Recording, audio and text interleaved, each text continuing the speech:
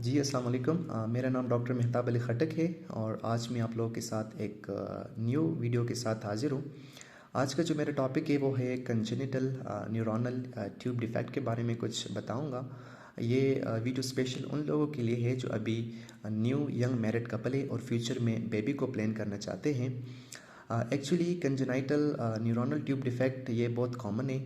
आप लोगों ने सुना होगा कि जो भी बच्चा पैदा होता है, जब उनके जो कमर होते हैं या जो दिमाग होते हैं, इनके पीछे दाना निकल आता है, जिसको हम मेडिकली अगर दिमाग के पीछे है तो उसको हम ऑक्सीपिटल एन्सेफेलोसील कहते हैं, और अगर जब कमर के पीछे दाना निकल आता है तो उसको हम मेनिंजोसील कहते हैं।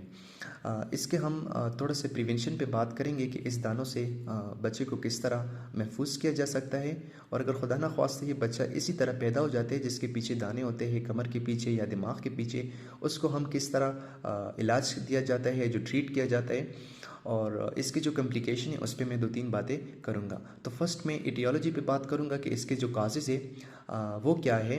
रिसर्च ने ये शो किया है कि जो मदर होती है उसको चाहिए जब वो प्रेगनेंसी के लिए प्लान बनाए कि मैंने प्रेगनेंसी करनी है, तो एटलीस्ट 3 मंथ्स बिफोर प्रेगनेंसी उनको फोलिक एसिड की जो टैबलेट होती है वो स्टार्ट करनी चाहिए, ताकि प्रॉपर फोलिक एसिड ले through out the pregnancy periods.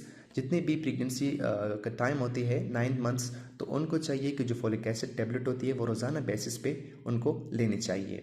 Folic acid tablet ये बहुत ही इसेंशियल रोल प्ले करती है फीटल डेवलपमेंट में, not only in neuronal tube, it's also help in the vital organs in the human body. Actually जो folic acid tablet होता है ये हमारे पास बच्चे की जो दिमाग होती है, जो रीढ़ की हड्डी होती है, इसको बनाने में बहुत एक अहम रोल प्ले करती है। तो जब भी यंग मैरिड कपल बेबी को प्लान करना चाहे तो एटलीस्ट 3 मंथ प्रेगनेंसी से पहले उनको फोलिक एसिड जो टैबलेट होती है वो शुरू करनी चाहिए, और इसी तरह पूरी प्रेगनेंसी पीरियड में ये फोलिक एसिड जो टैबलेट होती है वो रोज़ाना की बुनियाद पे उनको लेने चाहिए। हमारे पास क्या होता है कि जो न्यूरोनल ट्यूब होते हैं जिसको हम एंटीरियर न्यूरो ट्यूब कहते हैं और एक को हम पोस्टीरियर न्यूरो ट्यूब कहते हैं। एंटीरियर न्यूरो ट्यूब से हमारे पास दिमाग बनते हैं, और पोस्टीरियर न्यूरो ट्यूब से हमारे पास जो कमर है वो बन जाता है। जो एंटीरियर न्यूरो ट्यूब में कोई डिफेक्ट आ जाता है तो जो दिमाग होती है बच्चे की वो सही तरीके से बन नहीं जाते, और अगर सपोज बन भी जाते तो उसमें कुछ कॉम्प्लिकेटेड केसेस होती है, सपोज उसमें कुछ एबनॉर्मलिटी आ जाते हैं जिसको हम ऑक्सीपिटल एन्सेफेलोसील कहते हैं या होलोप्रोजेंसेफेली कहते हैं या एनेंसेफेली कहते हैं। एक्चुअली जो ऑक्सीपिटल एन्सेफेलोसील है वो दाना टाइप होती है, या पीछे ऑक्सीपिटल जो ऑक्सीपिटल लोब होते हैं इससे पीछे एक दाना निकल आ जाती है, और अगर साइड से निकल जाती है तो इसको हम टेम्पोरल एन्सेफेलोसील कहते हैं। इस दाने में हमारे पास मेनिंजेस होती है, और इसमें दिमाग भी प्रोट्रूड हो जाती है, हर्निएट हो जाती है, जो कि बच्चे को अगर ट्रीट किया जाए तो इसमें फिर इंटेलेक्चुअल डिसेबिलिटी होती है या इसके दिमाग छोटा रह जाता है, और अगर सपोज़ इसको ट्रीट ना किया जाए तो बच्चे यूजुअली इससे मर जाते हैं। इसकी जो प्रोग्नोसिस होती है वो बहुत पोर होती है।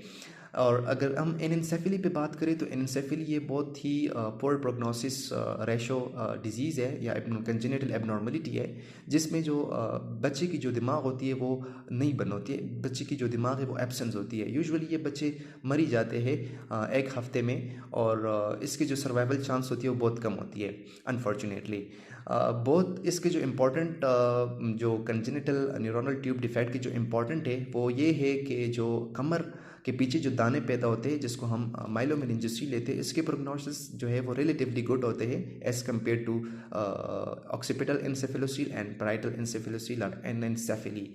बिकॉज जो भी कमर के जो पीछे दाने निकल आते हैं, इसको हम अगर टाइमली ट्रीट करें तो इसके उम्र भर की जो माजूरी होती है वो हम बचा सकते हैं। उम्र भर की जो माजूरी है वो हम फिर इसको नैरो सर्जन डिसाइड करते हैं कि इसको डायग्नोस करते हैं कि जो कमर की दाना है वो किस किस्म की है। ये 3 किस्म के दाने होते हैं, जिसको एक को हम कहते हैं स्पाइना बाइफिडा कल्टा।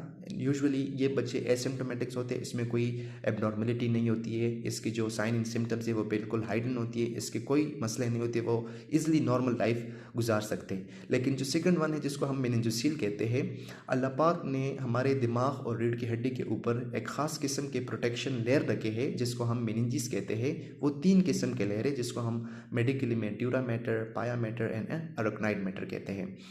अगर कमर की दाना जो होता है वो पैदा हो जाए और उसने मेनिंजिस को इन्वॉल्व किया है और वो हर्निएट हो जाए, जिसको हम मेनिंजोसील कहते हैं, तो सर्जन जब इसको ट्रीट करता है, इससे बच्चे बिल्कुल नॉर्मली ट्रीट हो जाते हैं और बिल्कुल ठीक होते हैं, बिल्कुल नॉर्मल अपनी लाइफ गुजारते हैं। इसमें जो कॉम्प्लिकेशन है वो इतना नहीं है अगर टाइमली ट्रीट किया जाए। उसके बाद बहुत इंपॉर्टेंट है, वो है माइलो मेनिंजोसील। अनफॉर्चुनेटली इसमें जो रीढ़ की जो हड्डी होती है वो भी इन्वॉल्व होती है। तो वो हड्डी क्या करते हैं, अगर वो ज़्यादा कॉम्प्लिकेटेड केस होता है तो वो फिर जो लिम्स होते हैं, इसके जो नर्व सप्लाई है या जो यूरिनरी ब्लैडर है या जो एनल स्फैंक्टर है, इसको जो ब्लड सप्लाई है वो इफ़ेक्ट करे, तो अनफॉर्चुनेटली बेबी में फिर वो लिम्फ डिफेक्ट होते हैं या पेशाब जब वो पास करते तो उसको पता नहीं चलता है। तो ये उम्र भर की माजूरी बहुत उसके जो बच्चे वो उसमें होती है। स्पेशली लिम्फ डिफेक्ट्स और यूरिनरी ब्लैडर डिफेक्ट्स और एनल स्फैंक्टर डिफेक्ट इसमें बहुत कॉमन होते हैं। सो इन द शॉर्ट फॉर्म इस वीडियो का जो मेरा मकसद है वो ये है कि जो प्रेगनेंसी का जो टेक केयर है बहुत इंपॉर्टेंट है। फीमेल को चाहिए कि अपनी प्रेगनेंसी का ख्याल करे थ्रू आउट 9 मंथ्स। स्पेशली अगर 9 मंथ्स का ख्याल नहीं भी करनी है तो specially in the early first trimester mean कि जो आपकी 3 मंथ्स जो पहले फर्स्ट जो 3 मंथ्स प्रेगनेंसी की होती है उसमें बच्चे की हर आर्गन जो होती है वो बनना शुरू हो जाती है और वो मैच्योर होती है। उसका जो आर्गन बनाने का जो टाइम है वो फर्स्ट 3 मंथ्स होते हैं। अगर इस फर्स्ट 3 मंथ्स में वो अपनी प्रेगनेंसी का ख्याल करे तो उम्र भर की जो बच्चे में माजूरी होती है या जो बीमारी होती है उससे हम बचा सकते हैं।